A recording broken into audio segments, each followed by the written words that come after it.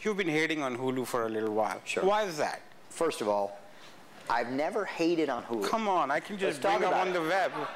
Like everybody knows you've been hating on Hulu. If you read it, if you read what I say, the service is freaking badass, and Jason's an extremely amazing product designer, and beyond that now, GM and a guy who can sell. No question.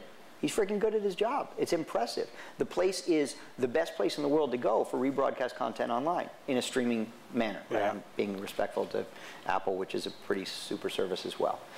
It's not hating on Hulu. It's a question of the model, right? If we were to all of a sudden light up all of our shows, and I'll tell you some things, you know, today that'll no doubt upset the general audience, and for that I apologize, but it's a question of how we're going to get there. But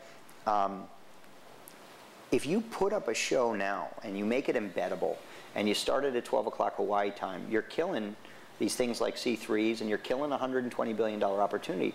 The first question I got, you know, when Disney was announced as going into Hulu was, how does it feel to be alone? And my reaction to that is going to be, same way CBS Broadcast Network feels alone. We're the #1, far and away. We're more this year than ever before. More people are watching us, and that's a function of the great content we have.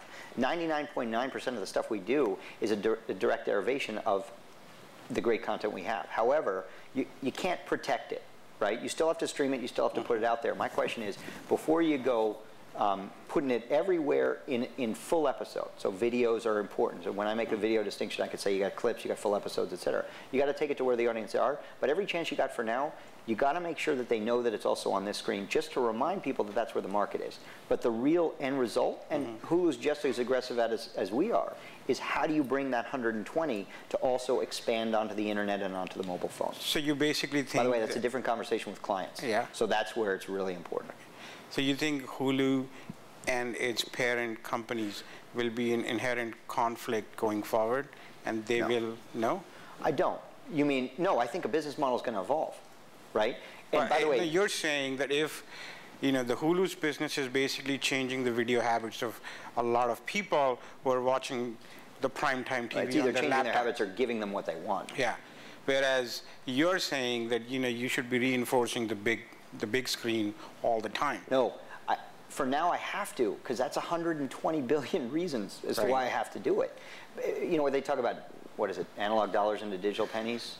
You know, right now we pack it with a lot more ads than other peer networks. CBS.com is still the largest network site. Well, in part that's because the other network sites are driving to Hulu, but in part also it's our great content, right? So we've got it. We understand how it works. The question is, hang on a minute. How do I... Before you go there, you're saying that Hulu is taking traffic or attention away from regular networks, NBC, Fox?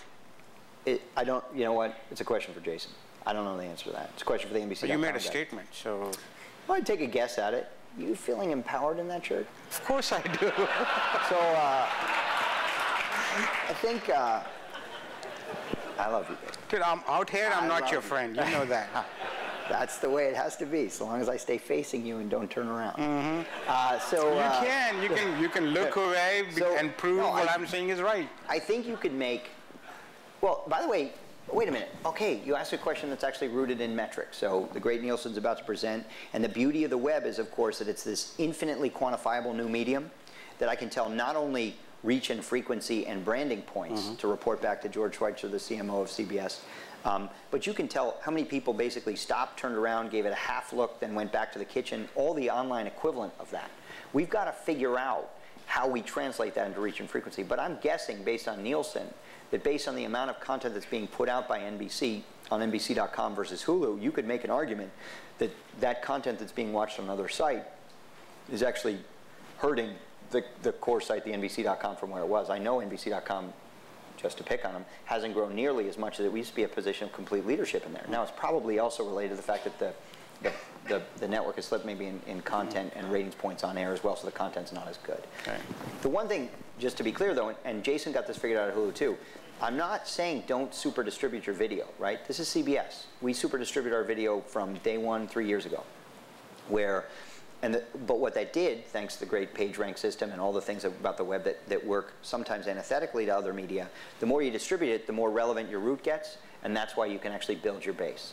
But in the end, I don't think it's about destinations, right? In some content areas, I certainly do.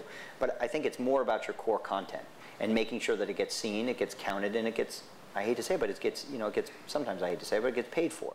it.